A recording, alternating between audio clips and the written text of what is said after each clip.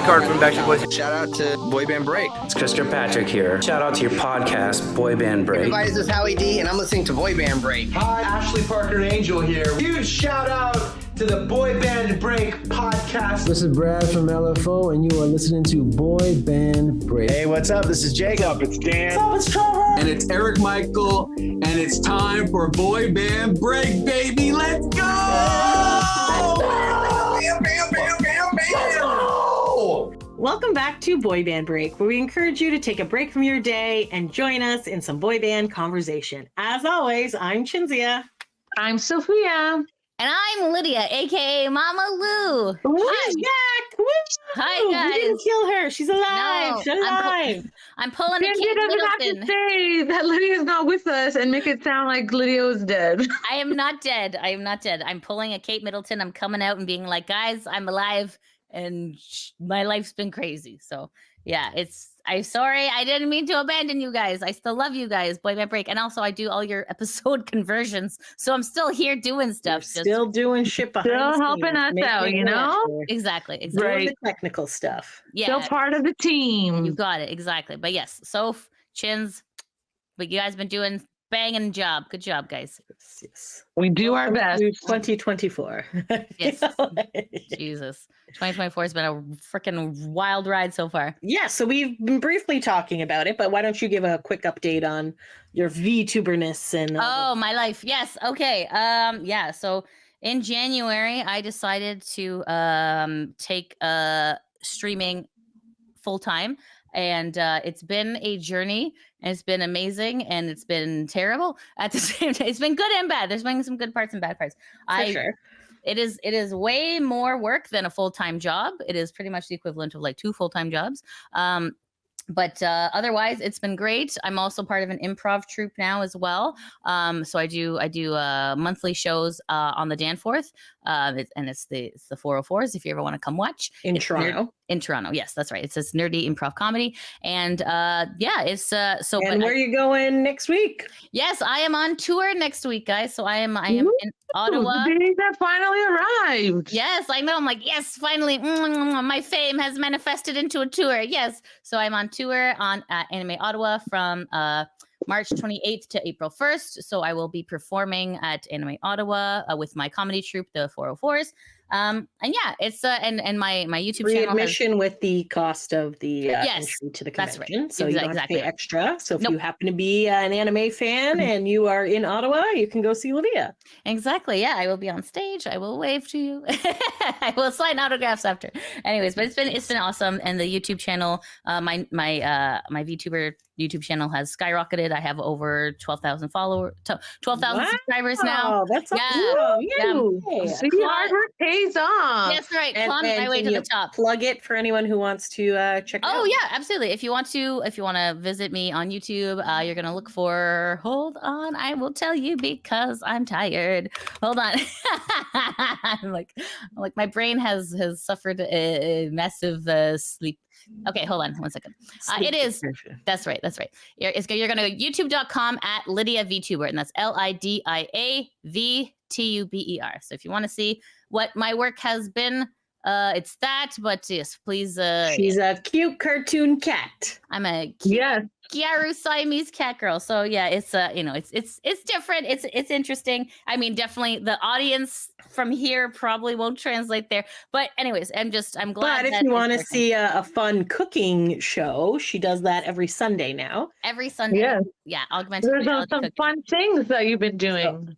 So very cool. Like cartoon is actually cooking real food, and she lets her listeners decide what they're going to make, and there's been some interesting options so far. Been gross. There's been I made some nasty shit. I made some mustard custard. I made a ketchup cake. Things my viewers are trolling me. Ketchup cake was not bad. The ketchup cake was surprisingly right? pretty good. It was okay. Yeah. So. And you wouldn't think that. No, I know, right? Yeah. So just tastes like a spice cake, and it had like really good cream cheese icing, I think. Yeah, it was cream cheese icing. Yeah, it was cream cheese. It was awesome. It was banging. So yeah, that is. So please. So fans of the Boy Band Break podcast, I have not abandoned you. I'm just my life has just become very, very busy. In fact, I was actually in 3 interviews today, Not today, sorry. Oh, wow. Sorry, 3 interviews in the last 3 days, and I also have been in 2 collabs, and I have a collab coming up tonight. So like, it's just everybody wants a piece of Lydia, which is great, and I'm loving it. A piece of me. So it's just, But it's a lot. It takes a lot out of you. It's a lot. Yeah, I am looking forward to the tour because like I'm gonna get rest, sort of, kind of, not really, but anyways, yeah, it's just. I've been very busy, but I just know I love each and every one of you guys who listen to the Boy Band Break podcast. Thank you so much for your support. And I'm sorry I've been gone. And I'm sorry I've been a shit, but I am here. Shit. You're fine. I just feel bad. I feel bad because I'm like, I can't record for the next little while. So my time management needs work. Yeah, it's been 3 months. My time management absolutely needs work, but just know I didn't forget about you. And I'm still doing Boy Band Break stuff. I shared a lot to the Facebook groups and you stuff. do. Yes, you're doing very good. So appreciate you. Thank you for all that you Yes.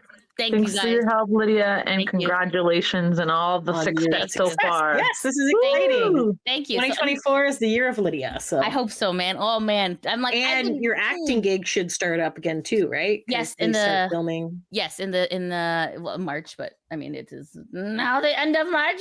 We're still snow. There's still snow. It's mostly the summertime when all of my filming gigs come up. I'm just, that's good. I'm Mother Nature said no spring for you guys yet. Oh We got more winter. Second full day of spring. Let's have a blizzard for no reason. I know. Yeah. Gross. Anyways, and it was weird. It, like the weather changed like every 5 minutes, and I was like, "Yes, this is how we're getting sick." Yeah, that was like, I know. I got massively sick. It was awful. Like stupid weather. Yeah. But it's okay. I'm better. Like both nostrils. Things are going Woo great. hoo! Always good when you have both nostrils. You got it. Exactly. Exciting. Thank you for asking about my life, though. But anyways, back to you, Shinzia. Okay, so we have just like basically one boy band. Oh, actually, first of all, I went shopping in the States last week, and look what I found. It's the Jonas Brothers popcorn. Oh, wow. Oh, look cute. Like, okay. I think we've tried this before, but it did not have this packaging. And now it has the beautiful boys on the front. Wonderful. It is called Rob's Backstage Popcorn. Mm-hmm. So this is the original savory, salty, and sweet. And then on the back, there's more pictures. Ooh. I will just quickly read it to you since you cannot see it. Okay. So Rob's Backstage Popcorn. Who's Rob? Meet Rob Garbuski, a popcorn connoisseur and father of former Jonas Brothers bass guitarist and close friend Greg. Many years ago, Rob created his signature popcorn, freshly popped kernels seasoned with a sweet, salty, and savory blend, unlike anything else out there. Why the Jonas Brothers love this popcorn. In 2011, fate intertwined the lives of Rob's popcorn and the Jonas Brothers forever. After a rained-out concert, Nick followed Greg to the Garbowski house, where Rob whipped up a batch of his famous popcorn.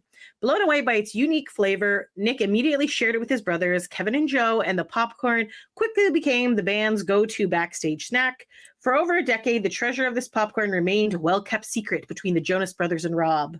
But we are thrilled to finally share the backstage magic with you. So, yes. The secret is out. Yes. So, I don't know if this is actually available in Canada, but it's definitely available in the States. I've never seen it here. So, did we try it? Yep. We did. We tried this one, and then we tried the Priyanka one, which was more spices. And I feel like there's a third one, but I don't think we tried that one. Yeah, I think you're right. I think we liked this one. Possibly. I could try it now, but I'll save it for another time. I remember it not being great, but I was just like, I don't want to. I feel like it was a myth. The end of a long shooting day, and I can't remember if we did a Facebook Live or not about it. No, we didn't end up doing that. Yeah, no, it was just it was a long shooting day. We're just like, all right, we're like, oh, finally we get this popcorn. Oh no. It was kind of like that. And then because we don't want to waste food, you just kept eating it. Yes, we were hungry. Right. So yes, exactly. I don't know. Maybe well, next time we're together again in person, we will try this popcorn and see if it's different. So okay, yes. Maybe it changed because the outside image changed. Exactly. That's true. So, you never know. You never know. But it was kind of like a kettle corny type thing, right? Wasn't it like sweet and salty and it was, I remember it being like blah, blah, blah, but that's just okay. Maybe. But no, I also remember this. I also remember it not being good. Okay. Well, then I've forgotten. Anyways, apparently it's a collector piece anyway. It includes popcorn, sunflower oil, and the seasoning mix is sugar, salts, sodium citrate, onion and garlic powder, red bell pepper, and carrot. I think that's what threw us off, that it had carrot in it. I don't know. Maybe something like that. I'm also really curious how he made it with carrots. Did he like shred carrots in there, or did he have like dehydrated carrots? Yeah. Do they sell dehydrated carrots? Maybe in America. I don't know. They sell lots of things. They sell ranch seasoning and other things. Yeah. America's wild. America seems to have everything. So yeah, they have lots of things. You listeners in America, you guys are lucky. You don't even know how lucky you are. You get the variety of things. We have very, very strict health standards in Canada, so we don't get all the cool. I had to make a Fruit Loops cake on stream, and I'm like, guys, please understand that Canadian Fruit Loops are different than American Fruit Loops. And my viewers are like, no, it can't be, no. And so I'm like, here it is. Like, we don't have the blue dye. We don't have the red We used dye. to have the pretty colors, and they got rid of that a few years ago to make it more healthy. They're not good for your health. So I'm like, here is a Canadian Fruit Loop cake. It looks so sad. I was just like, it was very muted, pastel-y type colors. Yes. I gave you a piece. Did you try it? Yes. I set it aside to try it, and because it was in with the barbecue cupcakes, which were garbage, I went to sleep, and Mom thought it was all for the chickens. So I did not get to eat it, but it looked really good, and I tasted a little bit of the icing, and I was like, oh, this is good. And then okay. Well, she's like, where's the Fruit Loop thing? She's like, oh, you put it in the garbage. Like, no, that wasn't garbage. I was so upset. Oh, well. Sorry, I wasn't going to tell you. The chickens enjoyed it. At least the chickens had a good time. The chickens are thriving and having a grand old time. I'm glad they're eating my garbage. Yes.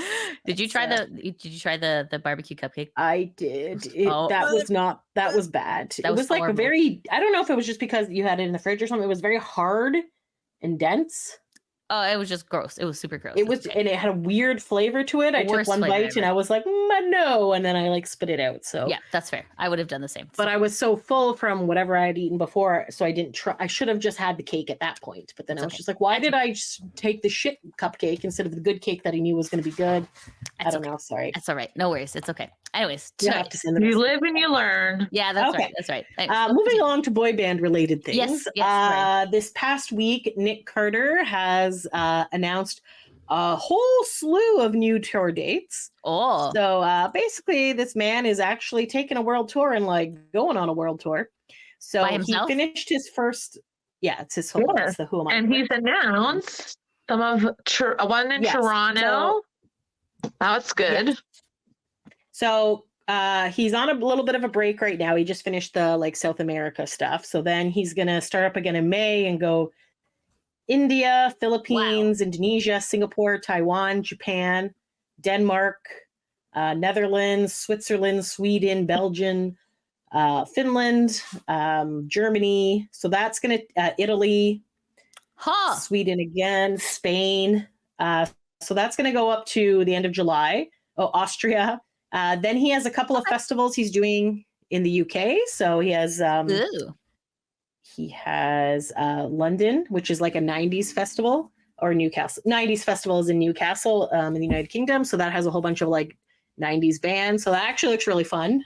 Too bad it is, across the pond.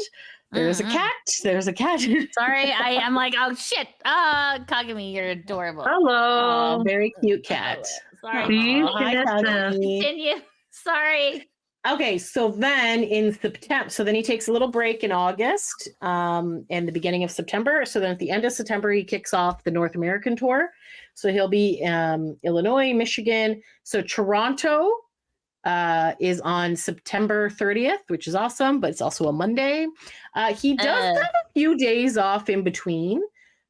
So from his Toronto show, and then he goes to Niagara Falls, Canada on the 4th and the 5th, which is a Friday, Saturday. Then he takes off for Ottawa. He goes to Winnipeg. He goes to Edmonton, Alberta, and Calgary, Alberta, and Vancouver, BC. Wait, please continue. I just have to wash my hand because I'm slightly bleeding because my cat bit me because she's an asshole. Please continue. I'll be right back. Okay. All right. Sounds good.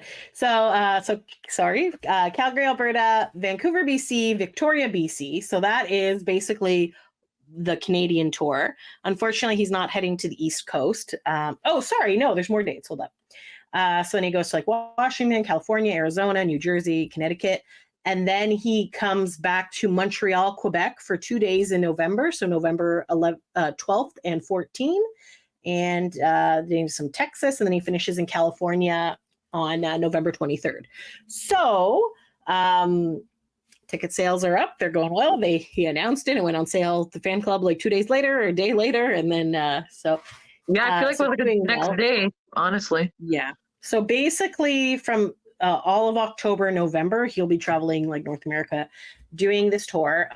We have talked about this tour before. I'm not sure if he's going to switch it up for the second leg, if he's going to change up some songs, but you can go look up our Who Am I tour reviews. He was here in November last year, and we were in Niagara Falls for that. So we're going to Niagara Falls and Toronto, obviously. So Toronto is general admission. Niagara Falls does have seats.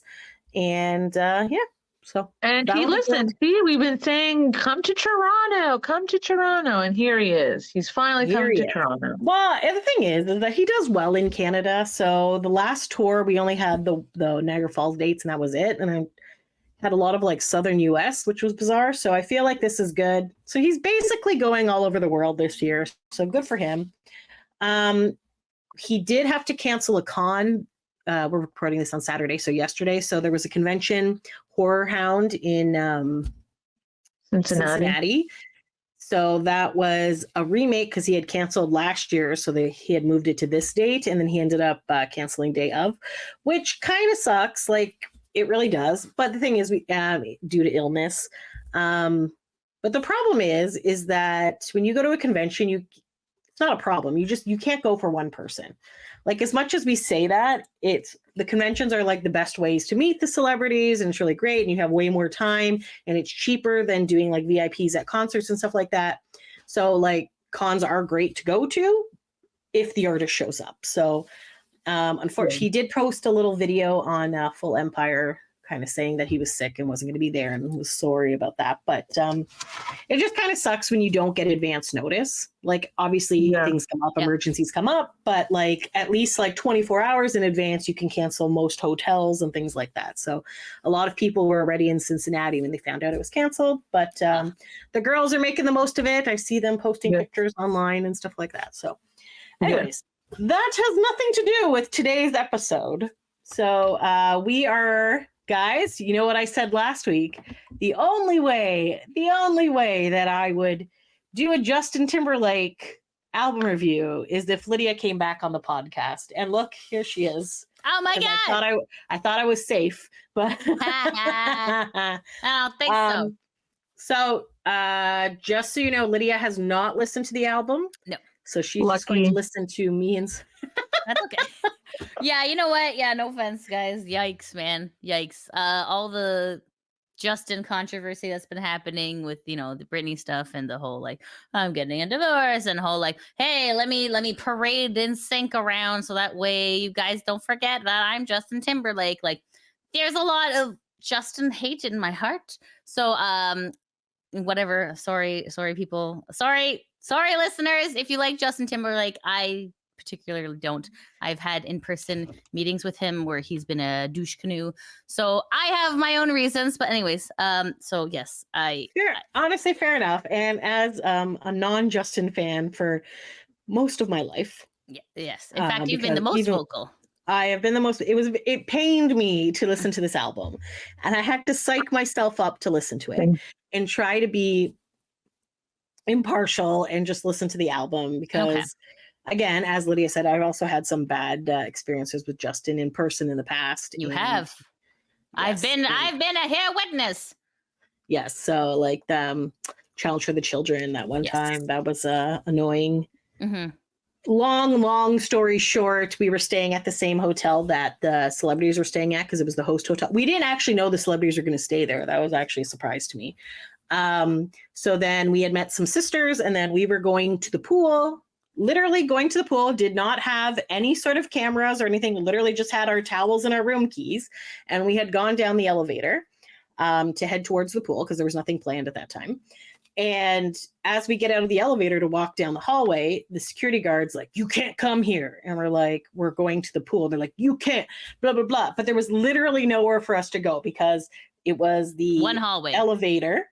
it was the elevators were at the end of the hallway. This door was for staff only, like behind the scenes, and that's where we had to go. So we're like, why is this guy being such a dick to us?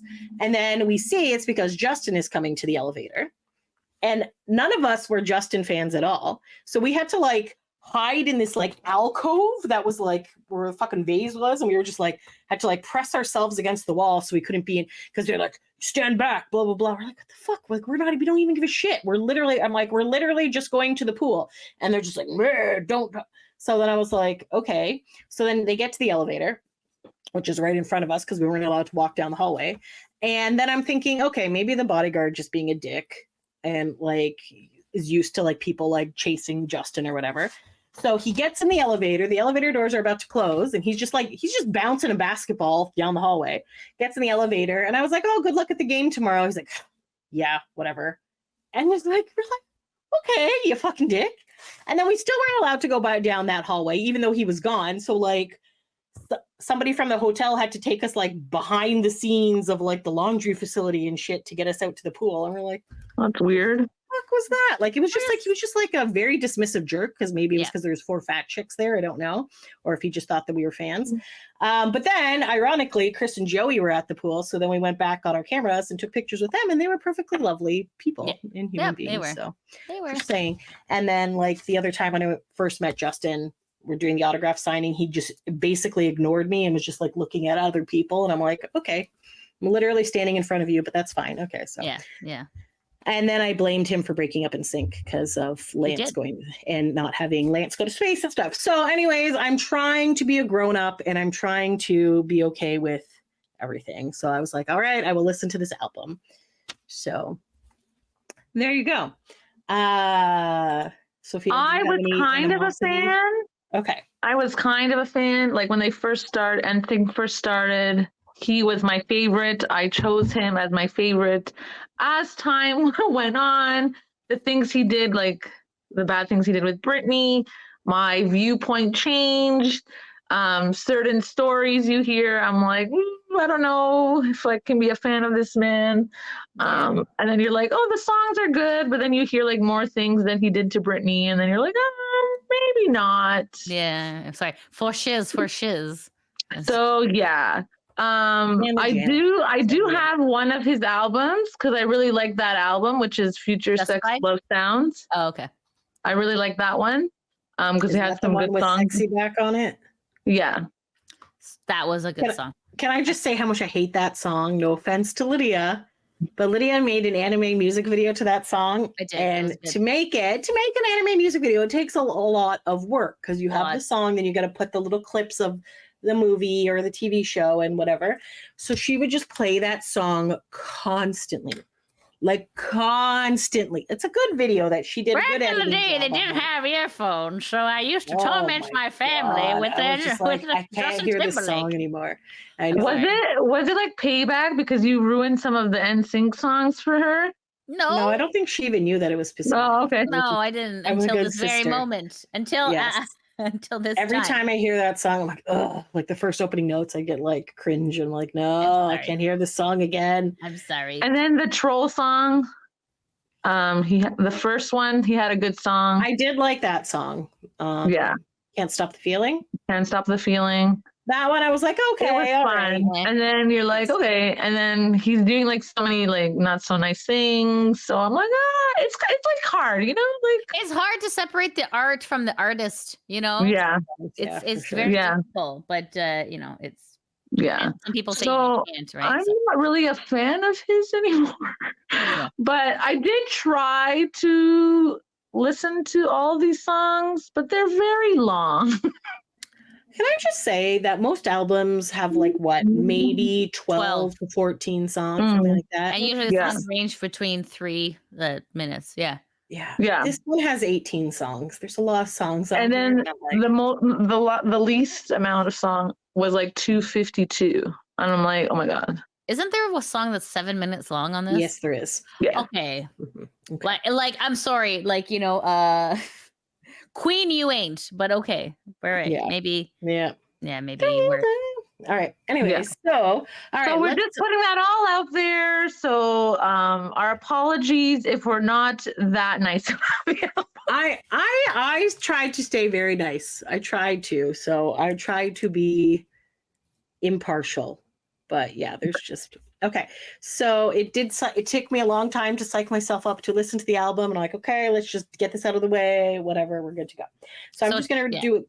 Take what we say with a grain of salt. Now that you all know our so you know our biases, biases, and obviously you know Sophia is a giant Backstreet Boys fan and hated NSYNC back in the day as well. So take it all with a grain of salt. If you enjoyed the album, then good for you. I do think it's better than that last Hanson album. So. Oh, well, yeah. Well, that's not saying much, but yes. Yeah. Yes. I was gonna say, okay. Also, our cousin sent us this really weird music video this morning last night, and I watched it this morning, and it was so terrible. So I was just like, okay, this album can't possibly be as terrible as this song. Yeah, So, that was a weird one. Yeah, that was. I still. What is it? What was the song? It was special. Okay. So let me. It was. We can't pull it up for you because we don't want to get copyright striked.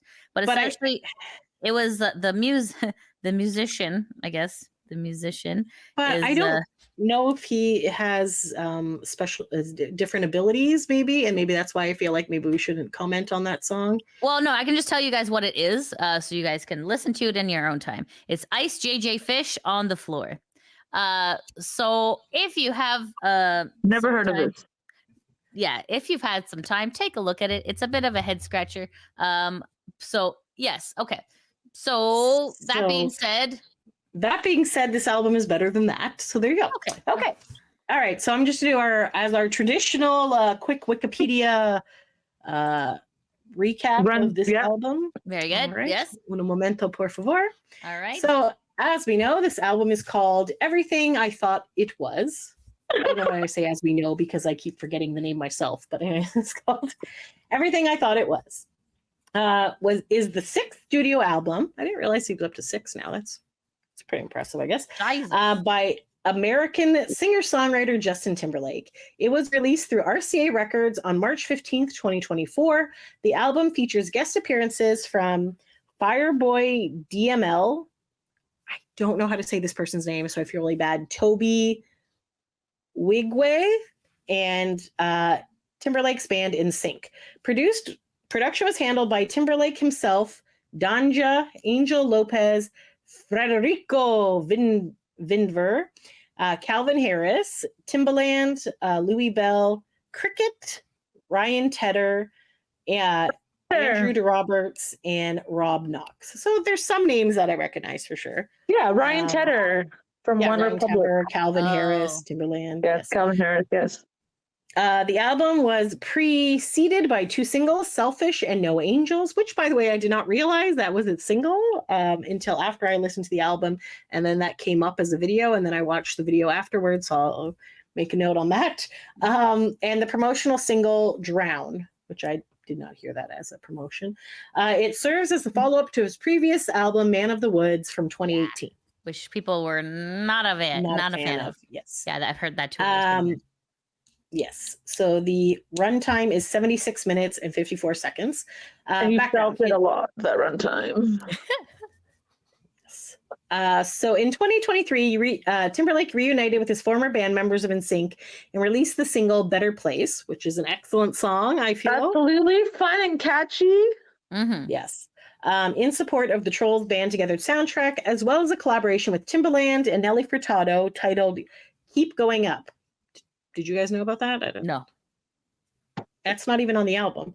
Okay. In addition to Keep Going Up, Timberlake had also collaborated with Romeo Santos on the song Sin Fin. Nope. It sounds like a fish that has gone like a sexy fish. Sexy fish. I don't know. Shark. It doesn't really say. Oh, it's on his album. It's on Romeo's album. With Jack Harlow on his album Come Home, The Kids Miss You on the song Parrot Trap. A remix of Coco Jones' I See You, and a further remix of the song 3D by Jungkook. I didn't realize he also did a Jungkook. Oh, yes, I did realize that. Yes. Yes, remember we shared it into our chat? Yeah. And didn't JC just recently do something with one of the BTS guys too? No, I believe he did so. it with Liam. Liam Payne from One Direction. Oh yes, right? One Direction. Sorry, yes. To Justin's credit, he does work with a lot of big name artists. Not like a lot of big name artists, but also like a lot of unique artists as well. That's true. Yeah. All right, that's the only thing I'm going to say. That's nice. Okay, continue. Timberlake has also worked with Calvin Harris, producer of "Fucking Up the Dance Floor" Disco, and "No Angels" on his song "Stay With Me" alongside Pharrell Williams and Halsey. A few months after the release of the singles, the singer-songwriter unveiled a trailer for an upcoming project titled "Everything I Thought It Was" on January 19th, 2024, narrated by actor and Reptile co-star Benicio del Toro. He announced the album on January 25th alongside the release of the lead single "Selfish." About the album, Timberlake revealed that it was incredibly honest moments, but also a lot of fucking fun. He randomly swears in this album for no reason. It just sounds stupid. Anyways. Okay. He's trying to be cool. He would call it some guy who was like, when he said that. Oh, what was that? I don't know. Yeah, that's what. Sorry. Benicio del Toro. You're like, he swears a lot, and then you pulled up that, and he's like, All right. It's good time. Just clicked on that. Sorry, go ahead. He announced the album on January 20th, blah, blah, blah. He revealed that it was incredibly honest moments, but also a lot of fucking fun. He would call it his most straightforward record to date, referring to it as a complex within its simplicity. Okay. In an interview with Zane Lowe for Apple Music New Music, Timberlake said the album titled was inspired from when a friend, after listening to the album, told him, "This sounds like everything I thought I wanted from you." Okay. Was that like a backhanded compliment? What does that mean? I don't know. The title appears at the end of the opening track, Memphis. Okay.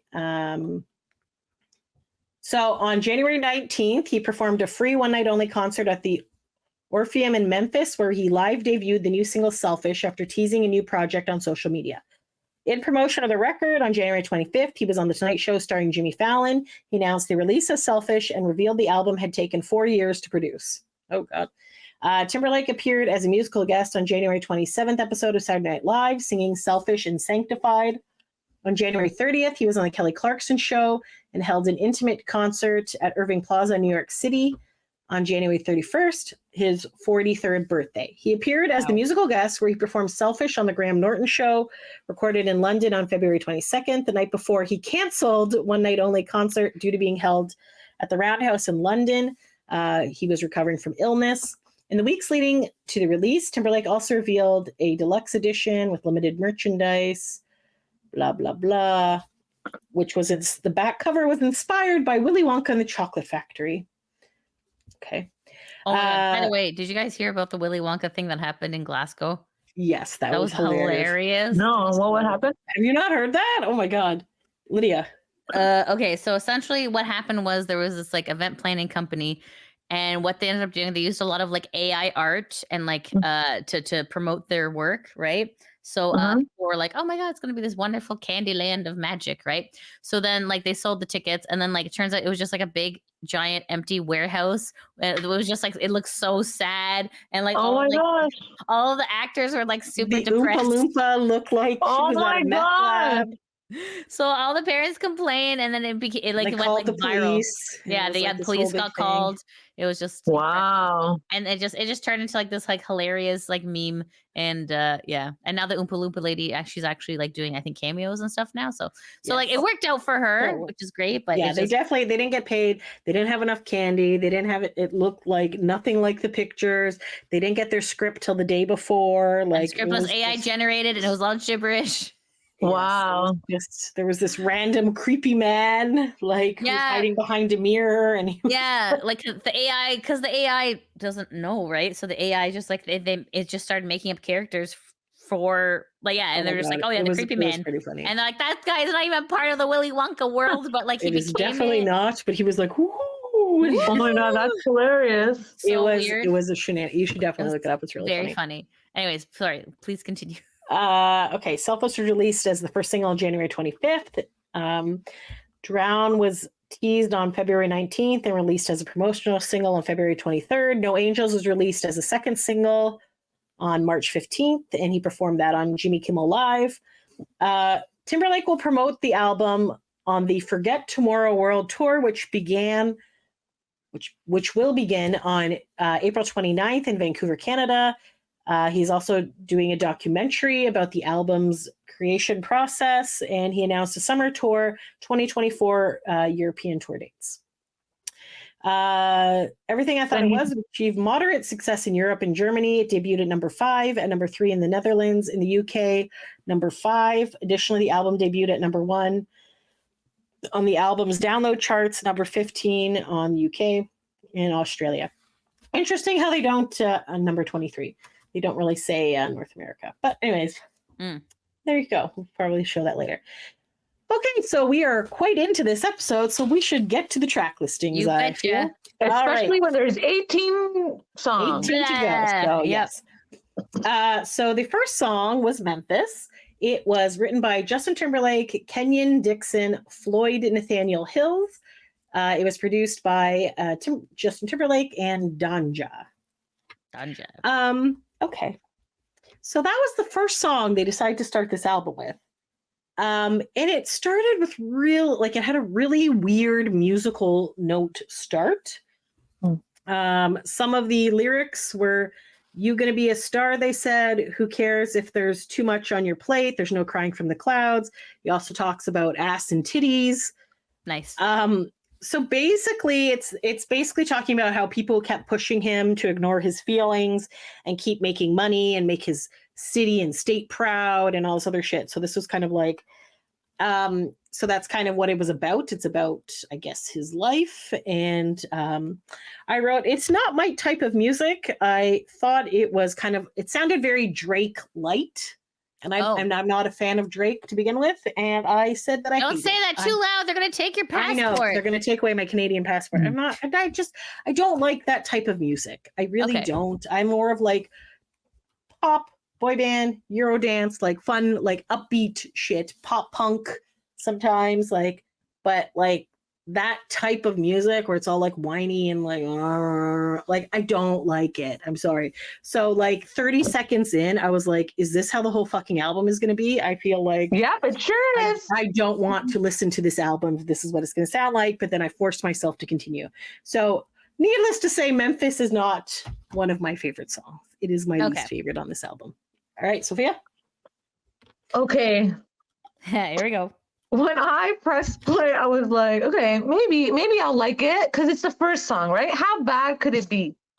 Was I ever wrong? Famous last words. This was like the worst song to start off this album with.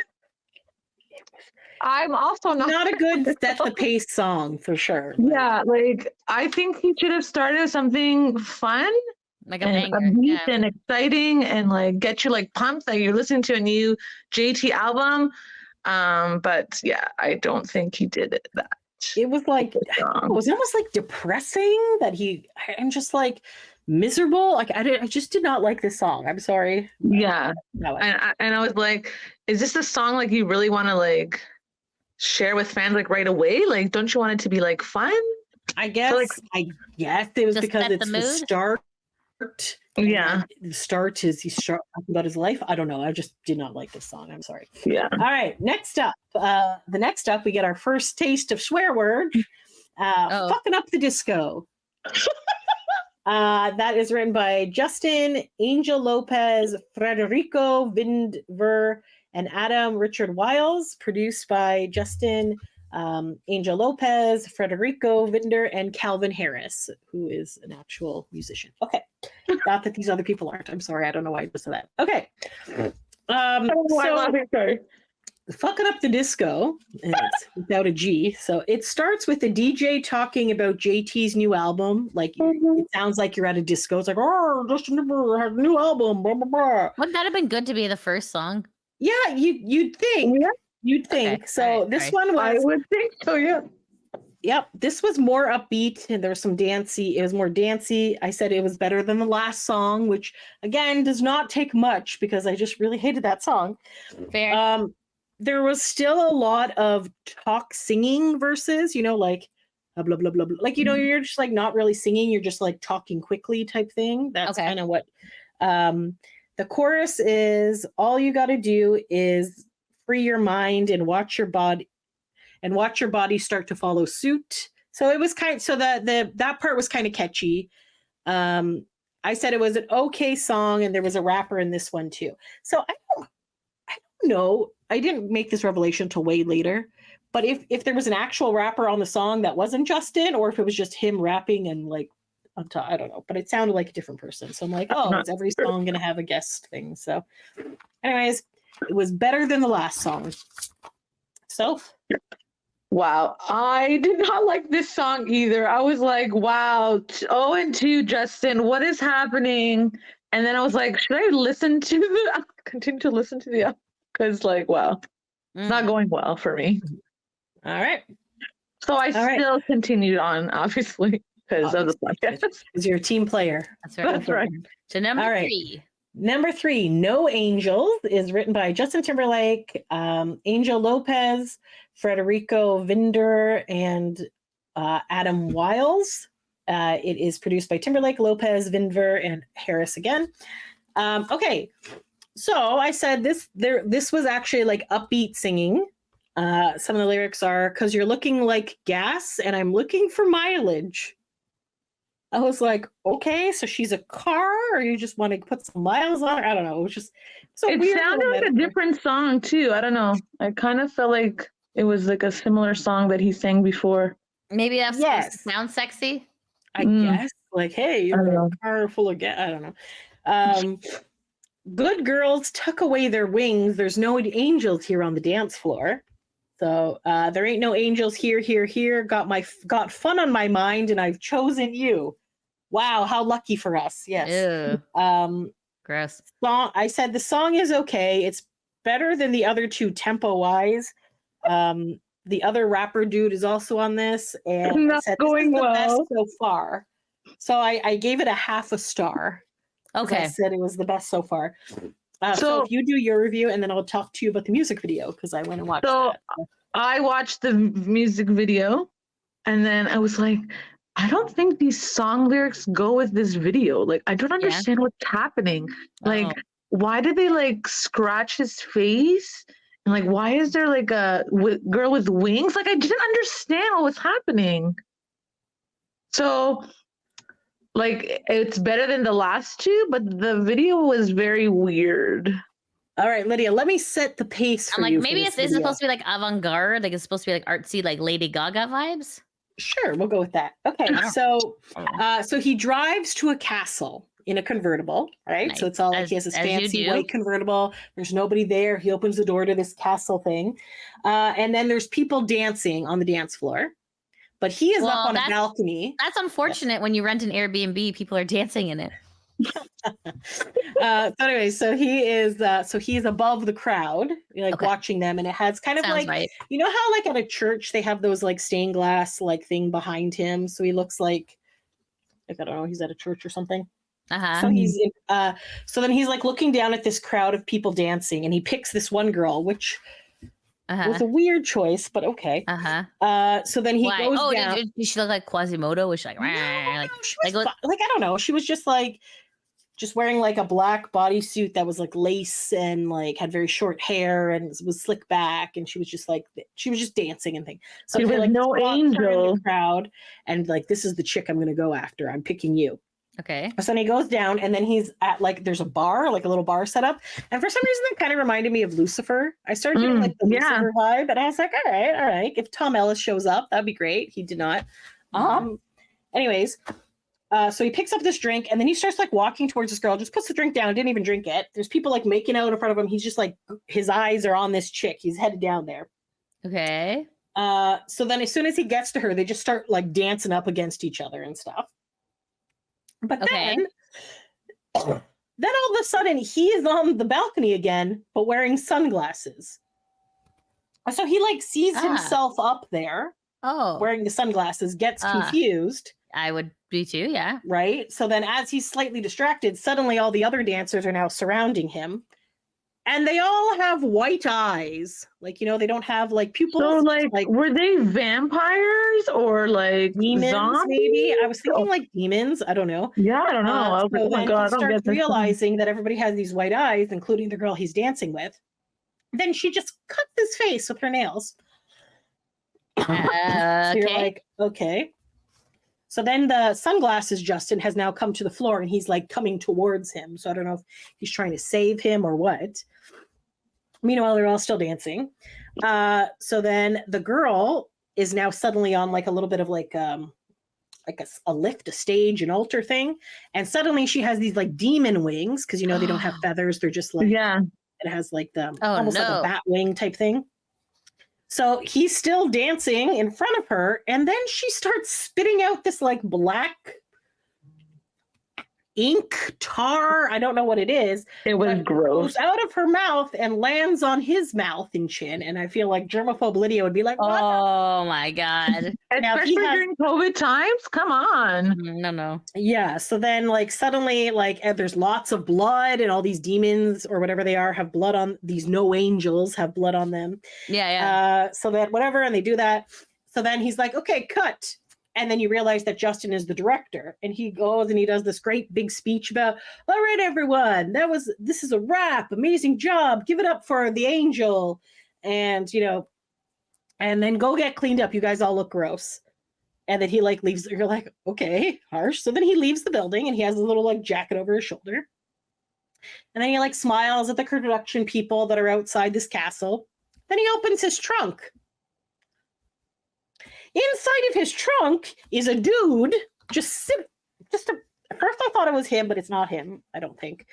Just a dude covered in blood with these weird like snake worm things all over him.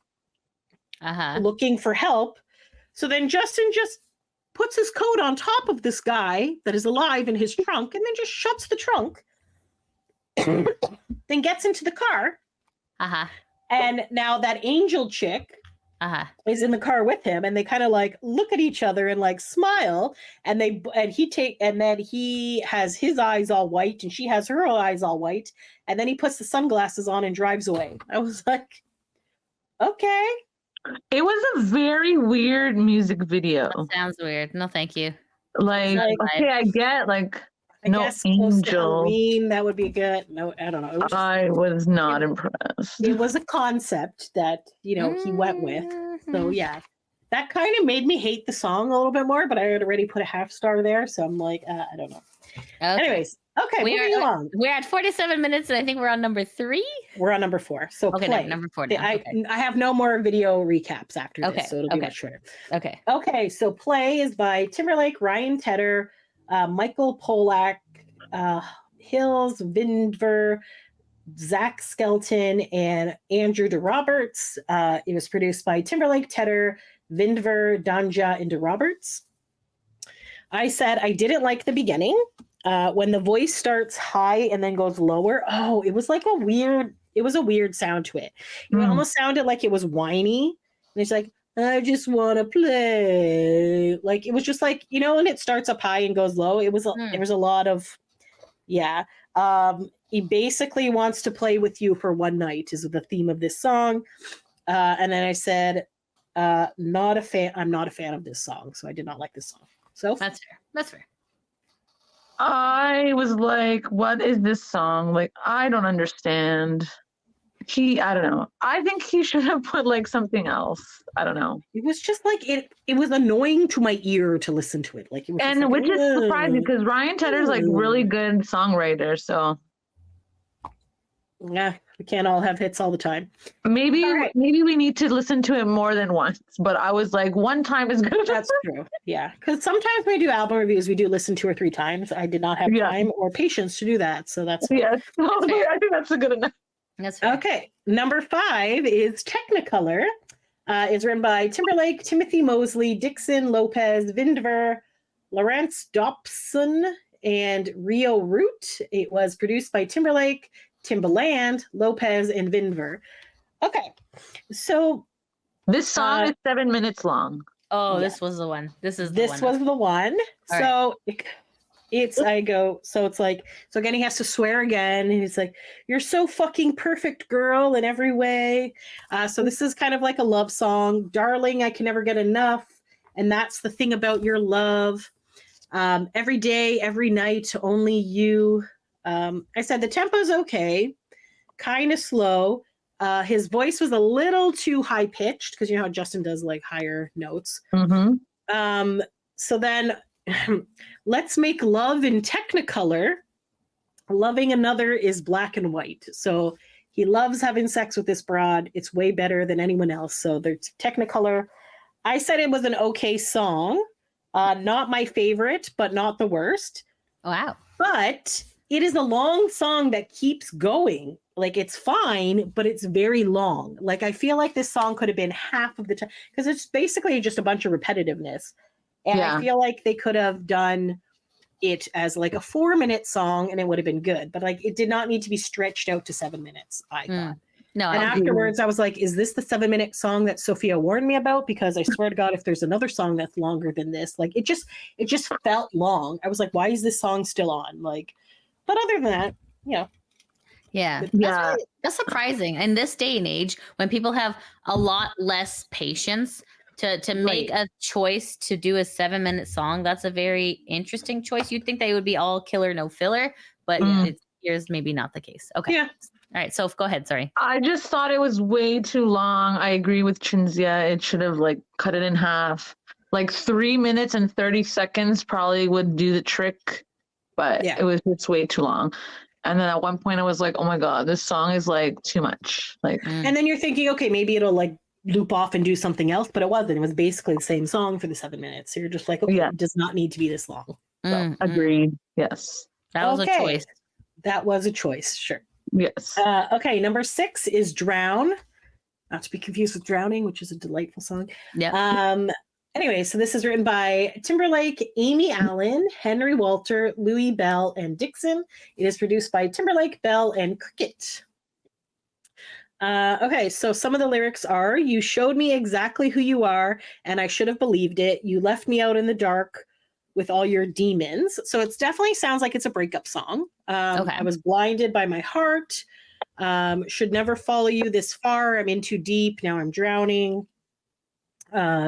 You never tried to save me. So I was like, is she deceiving him or is she just burdening him with past trauma? Right. So I'm like, if the song is about her like leading him on and whatever, then I can understand like she brought him in too much and now he's drowning and whatever. But if she's just like talking about her past traumas and he's like, nah, seems like a lot of effort, I don't want to deal with it, then I feel like that would make him feel like that's a dick. So I don't really know what the feeling of this song is. But yeah, it's and I said the song sounded okay. So yeah, that's what I got for that one. I don't know if it was because I wanted to like a song, because all the other ones weren't that great. Yeah. So I thought this one was actually pretty good. Okay. It wasn't a bad song. I was like, okay, finally one song I could get like into, right? So I thought this one was pretty good. Yeah. Which is not saying much because the other ones were really bad. I feel like I just started overthinking it at the end, but like the sound of it was pretty good. So yeah. Oh, no. Like, that's a good one. Okay. All right. Number 7, Liar, featuring Fireboy DML. It is written by Timberlake, Ademola Adefolhan, Dixon Hills, Atia Boggs, and Allen, and it is produced by Timberlake and Danja. So I said this one was upbeat. I could say I don't love you, but I would be a liar. So he's the liar in this one. I know that you may be my only desire. Even when I'm coldest, you set me on fire. I said it wasn't bad. Like it sounded okay. It wasn't bad. So thought it was okay. Yeah. So I was like, wow, okay, 2 songs that like not bad at all. So I was like, okay, maybe it could like help him to get like at least a passing grade on this album. Fair enough. It's an okay song. All right. Number 8 is it's called Infinity Sex. It is written by Justin Timberlake, Lopez, Mosley, Vinder, James Fauntleroy, and Wiles. Produced by Timberlake, Timberland, Vindver, and Harris. I did not like the robot sounding start. Yeah, I don't want to love you for eternity. I said it was meh. Then some of the lyrics are, pray this hotel room is insured. How many times, if I had to guess, infinity sex. So he's like, oh, this hotel room better be insured because we're going to have sex for infinity amount of times and apparently destroy this hotel room. Let me just say, the chafing that would happen if that happened would not, the human body is not meant to do that. But okay, continue. A lot of his songs are about having sex all throughout the night. And I was like, okay there, buddy. Maybe you need a nap. I don't know. Anyway, so the future is a mess, but I want to love you for eternity. So you're like, okay, that's kind of a nice lyric. Then a French girl, possibly a robot, I'm not really sure, says, le fait l'amour à l'infinité. So basically like, love is infinity, sex or whatever, have sex for infinity, but in French, so it sounds more classy. May I interject? Perhaps he's talking about having sex with a robot, in which case then you could have sex, infinity sex. Yes. So then I wrote, is he having sex with a robot? Oh my God, Jizia! We had the same idea. And then I said it's kind of weird. But remember those like weird robot sex dolls you were talking about? Yes, people? Jizia, AI is just getting better and better, guys. Maybe Justin's onto something. Well, I was just like, I was very confused, but I said it was kind of weird. Anyways, Sophia, what do you got? I also agree with you. It was kind of weird, and I was like, oh my God, this album is going down the tubes after like maybe 2 songs that are good. Oh no. All right. Up next, we have Love and War. Written by Timberlake, Dixon, Lopez, Mosley, Vindver, and Dobson. Produced by Timberlake, Timbaland, Lopez, and Vindver. Some lyrics are, baby, you're the only one I fight for, and even if we lose, we still make love when we make war. So I go, basically, it's like an anthem for married couples, I think, or highly dysfunctional ones. Also a good point, yeah. I said it was an okay song, but it was a bit high-pitched, like he was singing a bit high on this one, so. No, not I at one point was like, let me fast forward this song. Oh my. That's okay, good. I'm sorry. It's only a 3-minute and 30-second song. I couldn't. I was like, these songs are not good. I don't know if they all sound the same, if they all are like not flowing well. I don't know what it is, but I cannot. This song was Wasn't not everything you thought it was? No. Okay, so next up is Sanctified, featuring Toby Nwigwe. I'm sorry, I have no idea how to What number is this one? This is number 10.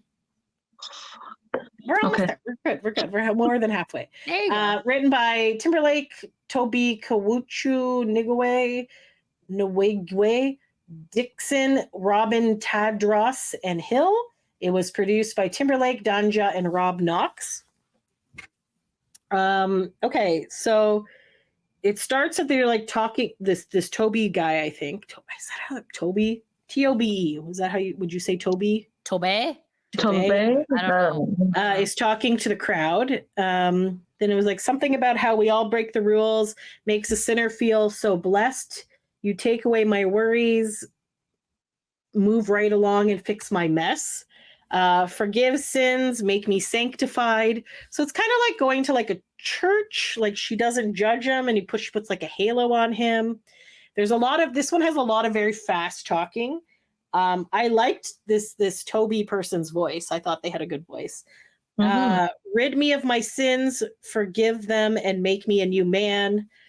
There was like a lot of rock and guitar. It was like a weird, it almost sounded like one of those like revival songs or something. I don't know. It was just like, it was a lot of guitar and rocky sound near the end. I said it was an okay song, and it was definitely different.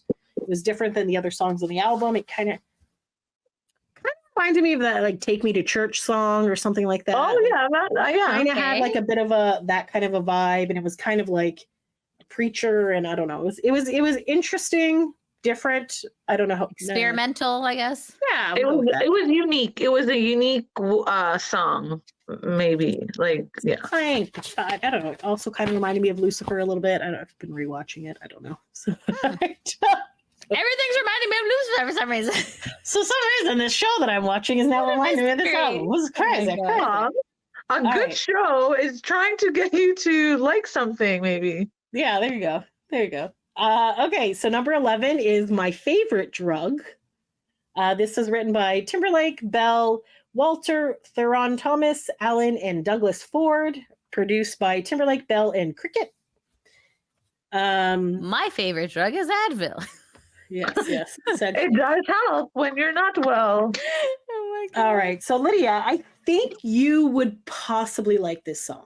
Okay. So it kind of starts off sounding very like RuPaul Todrick Hall-ish. Okay.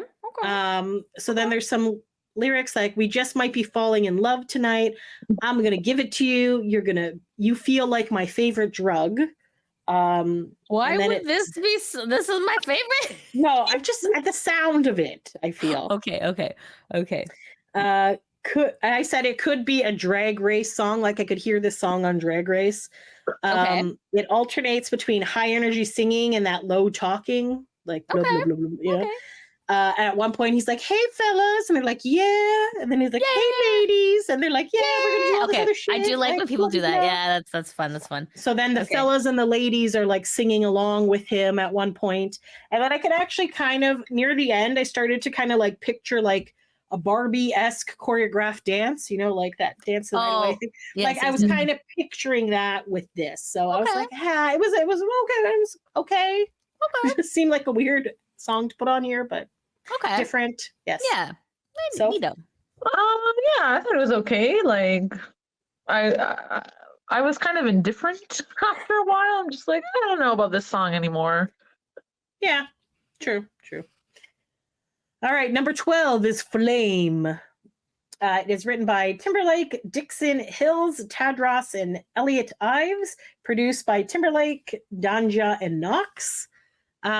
It started very abruptly. I don't know if it's just because the way I was listening to it on the thing, and it went from this like favorite drug song, and then because I was listening to this one on YouTube, so that could probably have nothing to do with the actual song, but just sounded very like it didn't flow well from the last song.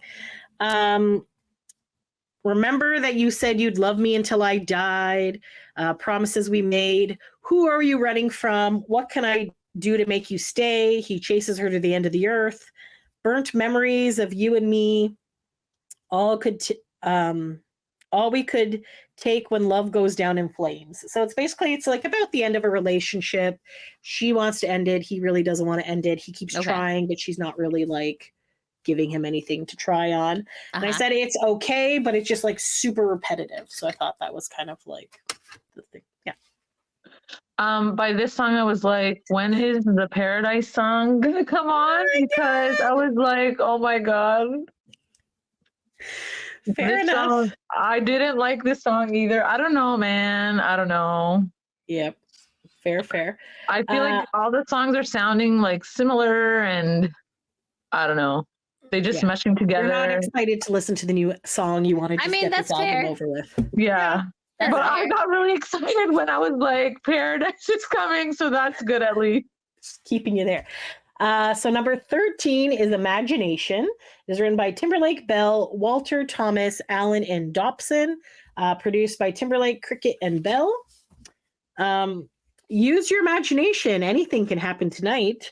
I promise the real thing. Yes, basically, yes. This is another like sex all night song. Oh, wow. Okay. I promise the real thing is better than your imagination. Damn, girl, you looking like the star of my fantasy, and we ain't got to go to sleep to get to that dream. He has a lot of really bad grammar. He's like, no. Okay. And then one of the lines is, I heard you taste like cotton candy. And at this point I was like, fuck, I could really use some cotton candy right now. Yeah. Like, I'm really hungry. I didn't eat lunch. I like cotton candy, but I don't want to envision her tasting like cotton candy. I want like actual cotton candy and not just some weird sex metaphor. Does not fill you, madam. It's more like a snacky snack. Yes. Sweet snacky snack. Yes. Yeah. I said the song was upbeat. It was okay. But I feel like only because I was started thinking about cotton candy at that point. So okay. So All right. So by this song was like, okay, I can listen to this one because Paradise is coming up. I believe it's the next song. It is not. So I listened to it.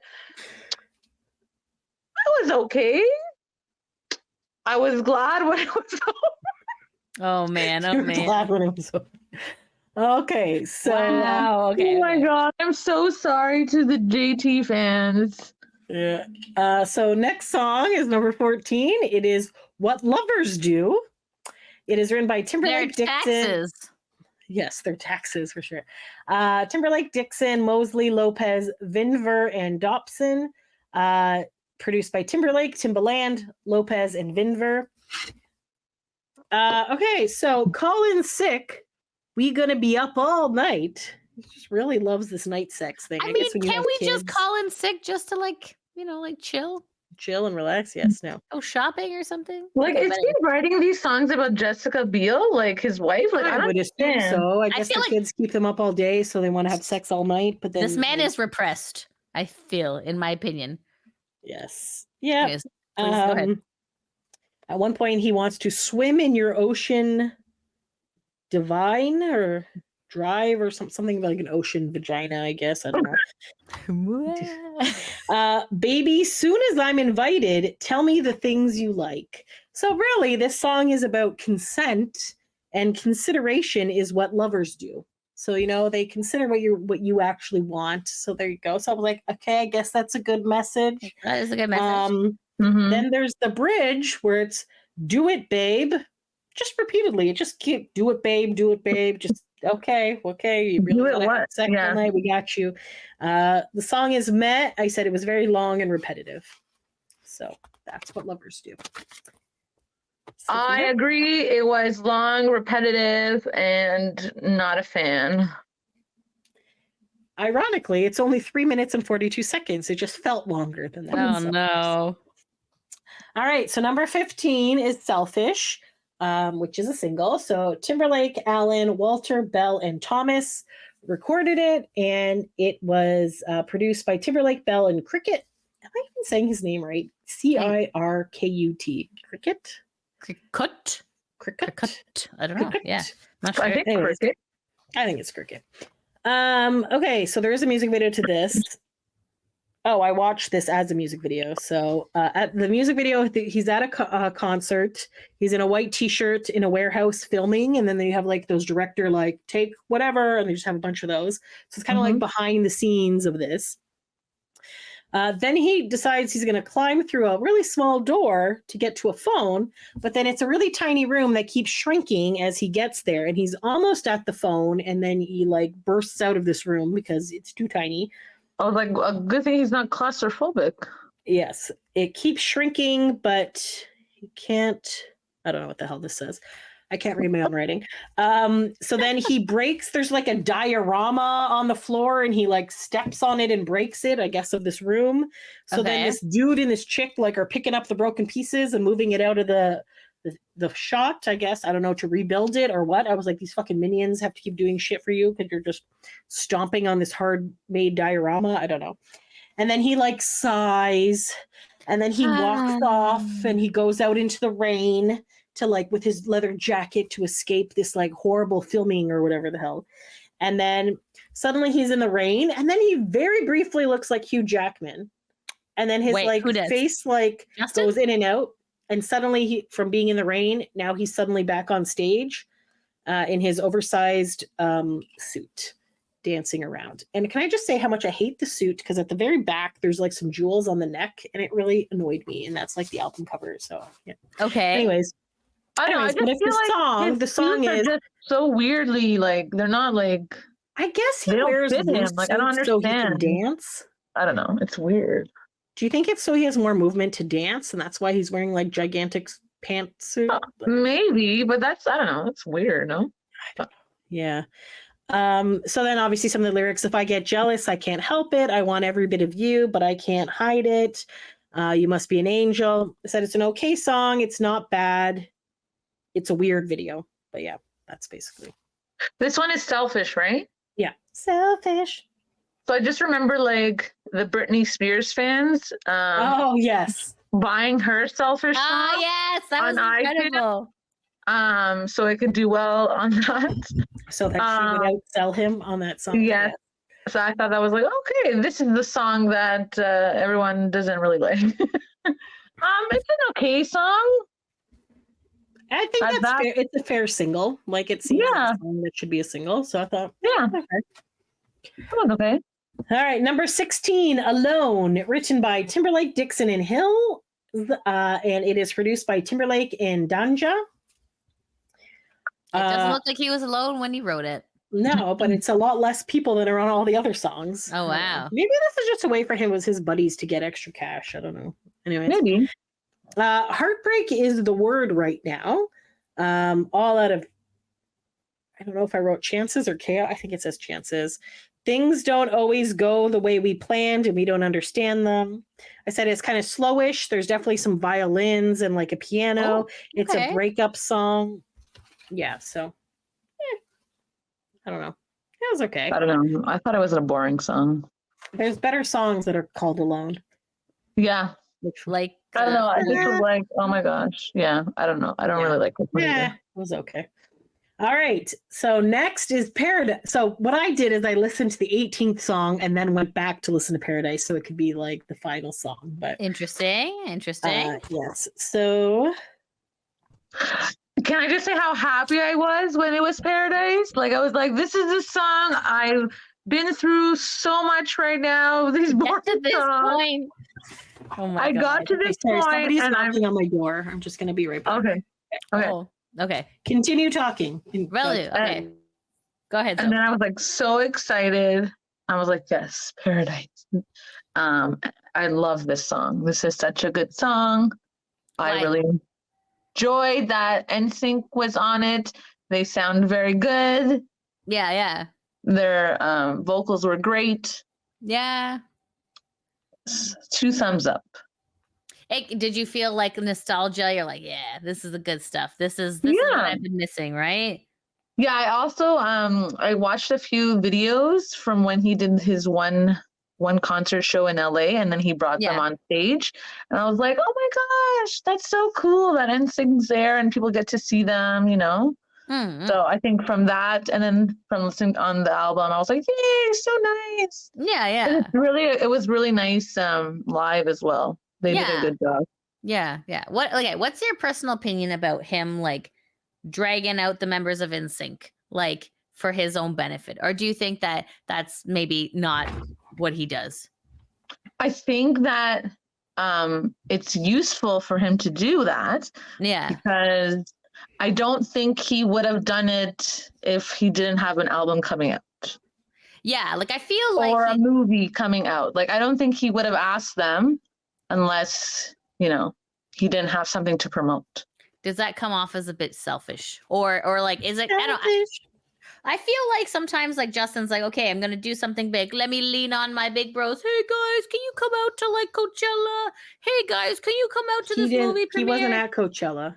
They were MTV, the MTV Awards. Sync was there, but he was not at Coachella. Oh, Justin was not there. I think you mean MTV Awards or Music Awards or one of those things.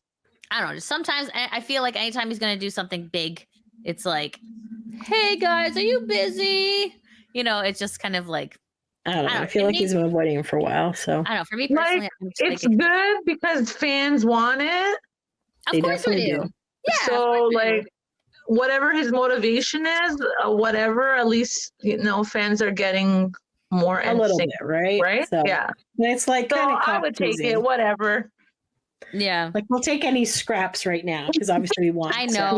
Yeah. So you guys talked a bit. Sorry, that was Gino. Sorry. Dad's okay. Buddy. So anyway, so I've been waiting forever for this moment between you and I. So it's kind of like I think he said it's like a song for the fans. Did you already talk about that? I did. No, I did hear that. He said that, and I thought that was very nice. And some of the lyrics do make you think, like, okay, they've been waiting for this moment. And just look at us. We're right here. We're right where we belong. So that was nice. Yeah. He does the whole second verse. Like it's a good song. I enjoy it. I think it was good. There's a video of some guy saying that basically he thinks that Justin just like didn't realize how big the NSYNC trolls thing would be. and that he's like, oh shit, I should probably get them on my album. So that's a theory that some people have, that like, okay, what song can I put him in as like backing vocals, basically? So that's what I was. So I don't know how truthful it is. I do enjoy the song. I thought it was great. A lot of people are saying that, oh yeah, of course. And then he announced like the tour and everything. And then people are like, oh yeah, like definitely NSYNC's going to show up on tour. I'm like, they're not going to show up on tour. Like it's great that they showed up on the one night in LA. And that's great that they had this whole song, and that was, but like half of them live in LA, and they were able to get the other two out. And it was like a big thing right before the album came out and right before the tickets went on sale. But a lot of people who are more casual fans don't realize that the other guys have so many other commitments already. Like Chris is on tour with the Pop 2000 tour. Joey is on tour with AJ, A Legendary Night. Lance is doing like his film stuff. JC, I don't know what the heck JC does. He's relaxing, producing, doing other stuff. But yeah, so I don't think that they are going to show up on Justin's tour at all. Maybe a one-off in like LA or something, but they're definitely not going to be on this tour. If they do get back together and do something, I don't think that'll be till next year, because Justin's tour is pretty much going till the end of this year, so or end of November. So there's really nothing they can really do. Like they might do like a one-off every once in a while, maybe something for Christmas with like whatever, but I don't think that they're going to do anything until at least next year. And I really hope they do, and I think that'd be great. I just hope the ticket costs are not as expensive as the Justin costs were, and obviously they're going to be. So. If anything, they're going to be more. And Joey has said that they haven't really had a chance to sit down, all five of them, to talk about what the future holds. Yeah. So can't really plan a tour also if you're not sitting down and talking about it yet. Right, exactly. I think the other guys he's not going to do it. He's not going to do it because he's already doing his own tour. He's already like, Justin Timberlake is very much, I think, in my personal opinion, a little bit of a narcissist. You have to be a narcissist to be a famous person too, right? Because you have to believe in your own product enough that you think that other people want it, right? So he's getting what he wants out of it, and I think that he pulls NSYNC in usually when he needs help, and then he's like, okay, go back to your homes, peasants. You know what I mean? Like it's just I personally don't think he'll ever go on tour with. The only time, here's my prediction: the only time he'll ever go on tour with NSYNC is like maybe in his 70s when he's had like a knee injury. That's like the only thing I can think of is where he's like, okay, boys, let's do it one more time. Like I think, but that's just my theory. So they just had the 24th anniversary of No Strings Attached. So next year will be the 25th anniversary. So maybe they might do something for that. Maybe you don't know. They can go to Orlando and maybe do something, because that's where they were from. Do something fun, like that's around this time next year. So who knows? I'm still positive that they will do something. I just don't know what. And I think that with Paradise and Better Place doing so well and people really on this thing, I think that more people want NSYNC back. So I feel maybe they might actually do something. I don't know. So I don't want to say this is like dead in the water, but I definitely think it's dead in the water for this year because Justin has no space. Like his tour is like, and it's him. And it's not like and it's his tour. So it's not like they were like, okay, let me bring NSYNC on tour to do like 5 songs and then kick them off backstage. Right, like this is not happening. This is not happening on this tour. So sorry if you let us know in the comments, what do you think about that? Okay, continue. All right. And the very last song is called Conditions. It is written by Timberlake, Dixon, Bell, Walter, Thomas, and Allen, and it is produced by Timberlake, Bell, and Cricket. Hate suit. Oh, I already mentioned this, that I hate the suit with the jewels on the back because I've been staring at it the entire album. But anyways, if I fuck up hundreds of times, will you still love me under those conditions? Like, I'm less Superman, I'm more Clark Kent. He said I'm less, another lyric is I'm less Batman, more Bruce Wayne. It's like, don't give up on me. I promise I'm listening. If I lost the life we were living and we were without a pot to piss in. So like, it basically sounds like this is kind of like marriage vows in a song. fuck, I have no idea what I wrote. Bruce Wayne, you ain't, bro. You are but okay. loud. You are loud.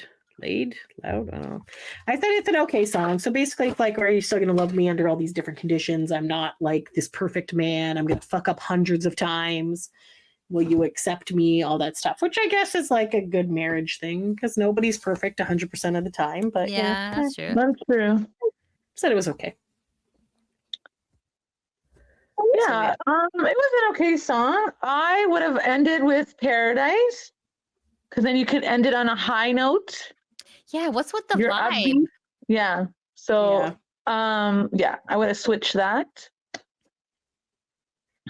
Okay. I guess top three. Yeah, You have a top three. Let's go, guys. Top three. Top nothing. Top one. Do you want to go to top one? Two. Two? Okay, two's fine. Chill. What about you, buddy? Fuck. Okay, obviously Paradise, obviously, is the number one. I guess I gave a half like to No Angels. I guess Liar, maybe? Selfish? I don't know. Literally all of these say okay. You know what? I'm gonna pick my favorite drug just because it's weird and different. So Paradise, No Angels, my favorite drug. I don't know. Okay. Kind of. So I only have two. I'm going to say Paradise, and I like the drowning one. Drown. I like Drown. Okay. Yeah. All right. Fair. Top fair. two is better than nothing. good job, guys. So just a really quick on the top performing peak positions of this album so far. Australia 23. So Dutch top 100 is 3. German made it to top 5. Let's be honest. What's going on? In UK made it to top 5. There's nothing here for Canada or the US. So what? Shocking. I don't know. It just came out too, like, right? March 15th it came out? I don't know then. Yeah, so it's still new. It's only like a week or whatever, but Yeah. What still? definitely. It's been a week. Yeah. Trying to be nice. I was trying to see if anybody else had a track by track review, but nobody really did. I'm trying to see if there's like a quick thing. Nah, there's just a lot. I don't. Yeah, I think there's a lot, and I think we did it pretty good. We're an hour, 21 minutes. I think that's pretty good. I agree. Yes. So yeah. So it's kind of like a mixed review from people.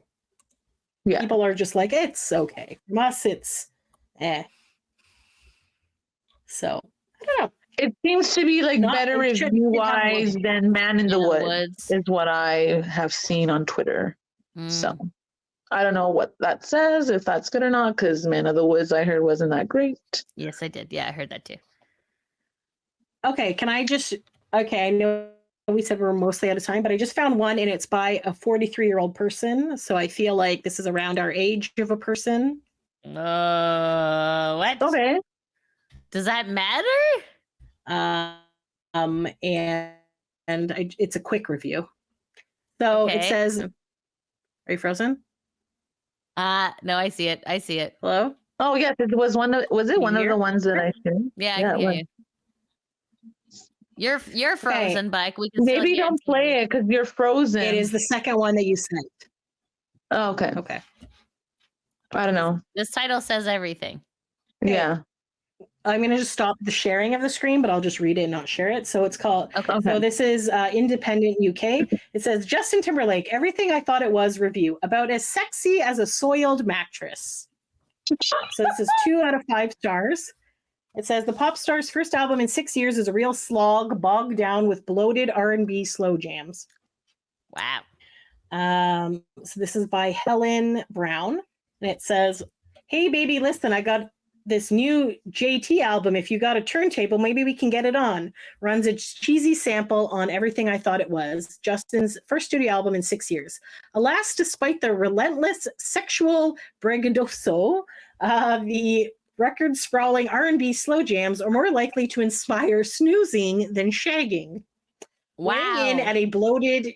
This is fantastic. Weighing in at a bloated 18 tracks, it's got the soggy dead weight and wonky springs of a fly-tipped mattress.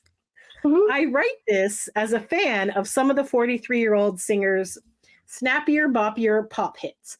Before we knew the backstory about what's rumored to have gone down between Timberlake and fellow Mickey Mouse Club star Britney Spears, I love the glitchy sync hook of Cry Me a River. He was excellent strutting across the stage during his UK arena tour like a breakdancing James Bond when he was bringing sexy back in 2007.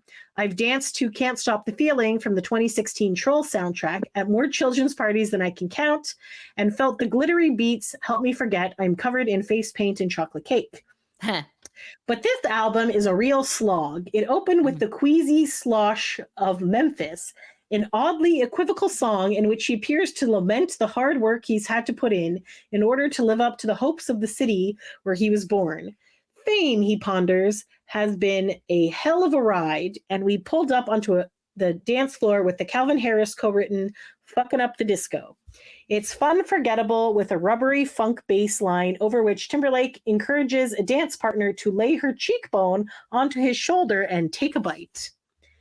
Other danceable numbers include My Favorite Drug, There's a Cowbell, No Angels, apparently designed for JT to pull audience members onto the stage with lines like, I've chosen you, Pikachu, I choose you. And the brass-backed Play, which riffs the Bowie's 1974 hit Fame, but where Bowie was deconstructing his hollow celebrity, Timberlake revels in its fruits, spending the day sipping bougie rosé and offering his interlocutor something to play with. Come in and play with it. That is actually one of the lines. Come in and play with it. Yep. No thanks. Infinity Sex has a retro glitter ball funk in flutes and finger snaps. Timberlake hits all the right notes, but sounds disconnected as he dials in the lines. I don't know you anymore. Soon all your clothes hit the floor. Pray this hotel room is insured. You don't feel the pheromones. The slow jams are sludge. Single Selfish has already failed to ignite the charts, being outperformed by Spears' song of the same name for her fan base mobilized against him.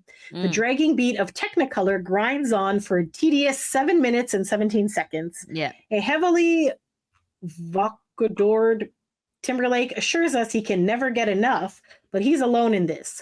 Sanctified climaxes with a big gurner of guitar solo and rap from Toby, featuring the absurd, memeable line, inside my loins, boing. I don't remember that line, but yeah, okay. Amazing. Sure. The album winds down the inevitable Ernst piano from Alone and guitar from Paradise ballads before ending on Conditions, a song unlikely to mollify critics of JT's behavior over the years. Fair enough. Fair. He's making lots of mistakes, yep. Of course, he's not personally responsible for the patriarchal music culture that allowed him to flourish while Spears lost all agency. He did benefit from it, though, arguably, helping throw her under the bus in the video for Cry Me a River. And according to Spears' memoir, wasn't the greatest boyfriend either. So the lyrics on Conditions seem a little entitled, as he sings about how he can make a couple hundred bad decisions, do some shit, I know I will be forgiven. Especially when followed by a chorus in which he demands, just say you love me under all of my conditions. But oof, that's all happening by track 18, and I suspect most listeners will have tuned out by then. Yeah. JT hasn't brought Sexy back. I don't think he took it anywhere near the studio either. Perhaps he left it under one of those hotel mattresses he claims to have broken. Wow. Amazing. Oh my God. Okay. So yeah, so that he basically had, the same. Sorry, where was this review and who wrote it? So it is by Helen Brown, and it is independent. So it's a UK post. So that's why there's some British slang in there. Yes. So I feel like they summed it up nicely for us. Yes, for sure. And then we wouldn't have had to listen to the album. So the review was called Justin Timberlake, Everything I Thought It Was review about as sexy as a soiled mattress. So, wow. Yeah. Anyways, it's an okay album. If you're a JT fan, I'm sure you love it. For everyone, it's not the worst thing I've ever heard, but it's definitely not going to be on my rotation anywhere. And I will be listening to Paradise, so that's good at least. So yes, at least you have one good song there. I concur. So yeah, so there you go. yeah. Anything else? But if others love it, more power to you. This was just our opinion. Not our jam. Feel free to write your favorite songs in the comments if you have any, and or least favorite or whatever. So yeah. And make sure to follow us on all of our social medias. Yes. So at Boy Band Break, BOYBANDBREAK. If there's any other albums you want us to review, so like any other boy band or boy band adjacent albums, let us know, and we'll gladly check those out for you. We have a couple coming up, actually. One is 98 Degrees and one is New Kids on the Block. Yes. So those new albums will be coming out. So yeah, we're looking forward to those ones. So yes. Yes. Sophia and I are headed to Grand Rapids, Michigan next week. So we will be seeing Chris Kirkpatrick from NSYNC, Jeff Timmons from 98 Degrees, and Eric Michael Estrada from O-Town. And they are going to be doing a night of symphonic boy bands with the Grand Rapids Michigan Symphony. So yeah, so make sure to not fall asleep, Junzia. Do not fall asleep. I'm still kind of confused on how it is, but they're definitely going to sing, right? Like, it's not like they would be there. They're just going to sing with the symphony. They just have the backup as the symphony. So it'll probably be slower versions of the song. I don't know. It's been very little information about it. So there's still lots of tickets available. So hopefully it doesn't get canceled. It's an adventure, right? Let's go and see how it is. Our friend Leslie is going with us, and then we will record about that, because as far as I know, this is the first time they've done a symphony thing, especially a collab with 3 boy banders. So yes, so should be good. All right. Well, thank you, Lydia, for being here. It was great to see your face again. So, yeah, thank you for having me, guys. Please, thank you. Just if I can only pop in when I have time, but I just know you guys are always in my heart, and I love you guys. Okay, and we appreciate you, and we appreciate you too. Thanks, guys. All right. Thanks for taking a break with us, guys. Until next time. Thanks for listening. Bye. Bye.